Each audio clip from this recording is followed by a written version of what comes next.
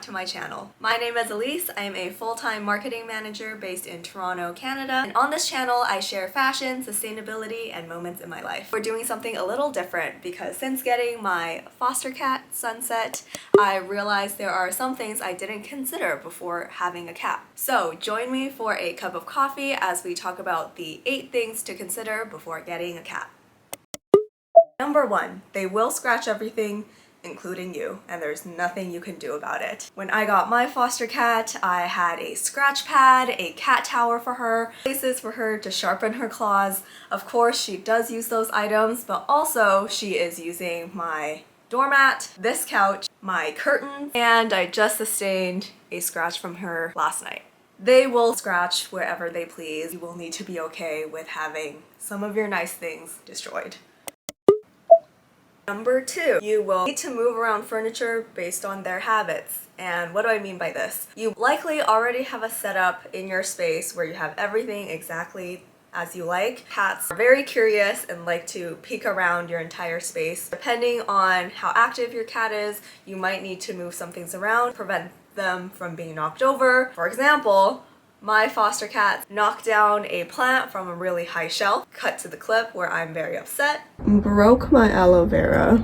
Dirt literally everywhere. Bad, Sunset, bad. And she loves climbing to the top of my bed frame up there. I used to have a lamp here, but since she's made it clear that she wants to jump up, I've had to move that lamp. Small changes in your environment will likely need to be made in order to accommodate your new kitty friend. If you have anything fragile or a space that you know the cat likes to go to and there are things in the way that could easily be knocked over, the easiest to just move that out of the way so the cat can get where it wants to without anything getting broken. Number 3, your cat will become your alarm clock.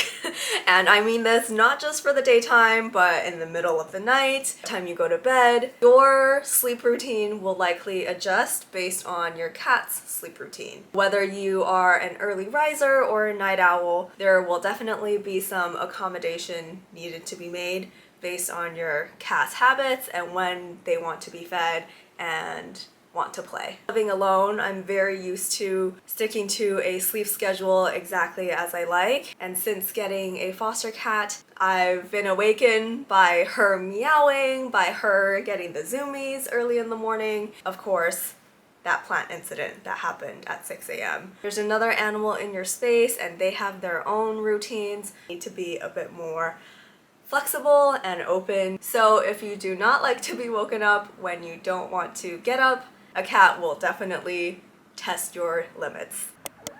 Number 4, you will actually need to carve out time to play. This is something, of course, we all know, especially if you have a young cat, they'll want to spend time with you and bond with you, and if you are a corporate girly like me, a type A personality, you definitely need to schedule in time to play with your kitty. If you have a younger cat, they'll have a lot more energy and want to play in the morning and at night, and you definitely want to tire them out before you go to sleep so that they don't have too much energy when you are trying to go to bed. This is something that I didn't realize would take up so much time, whether in between breaks, between meetings, while you're working, throughout your day, when you have some spare time, play with your kitty and bond with them, and this is time you'll need to carve out and not something you would have needed to account for before getting a cat. Playing with your kitty can be time consuming. It can take up to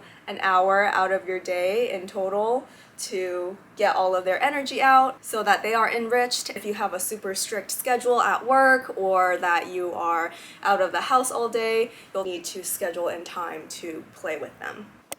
Number 5, you will want to keep a pretty consistent feeding schedule for your cat. Cats love routine and they are not big fans of surprises or inconsistency. Because of that, you'll want to feed your cat at the same time every morning and every night if you don't do free feeding. With that in mind, if you have a really hectic schedule, if you don't have a consistent routine already, it could be very hard to incorporate the same feeding schedule for your cat if you are out of town every weekend or go on a lot of work trips and you can't keep up with that consistency.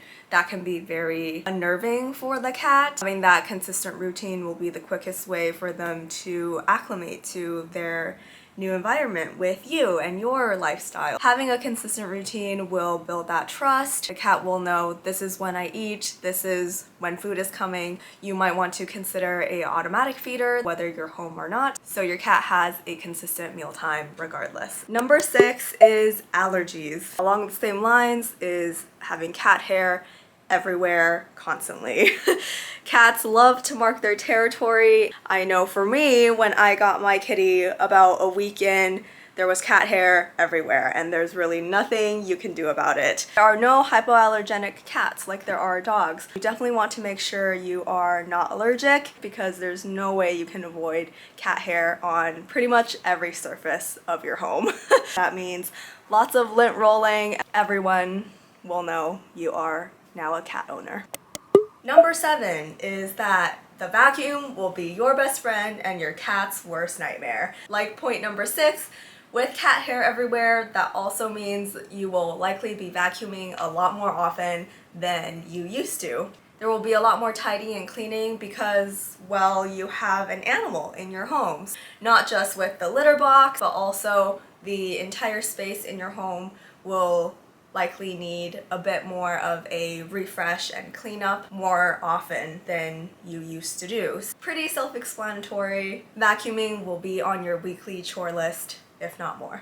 Point number 8, the last and final point, is that even though there are all these things to consider, they might be more of a headache than you're used to. You will forget all of these things once you get your kitty. Once they purr in your lap or come sleep with you at night, all of that will make this worth it. So I hope this video was helpful. I wanted to bring up some things that you may not have considered before getting a cat, and making sure they fit your lifestyle and your space is very important because a lot of cats that get adopted are unfortunately returned. This is a big decision. You want the cat that you adopt to be able to call your home their forever home. So I hope this video was helpful. This is a bit different from my usual content, but since I'm fostering a cat right now, these were some tips that came to mind while I have her here with me in my space. Thank you so much for watching. If you like this video, you got to see a little bit of my apartment during the video, so if you're interested in a full apartment tour, you can click this link here, and I will speak at you in my next video.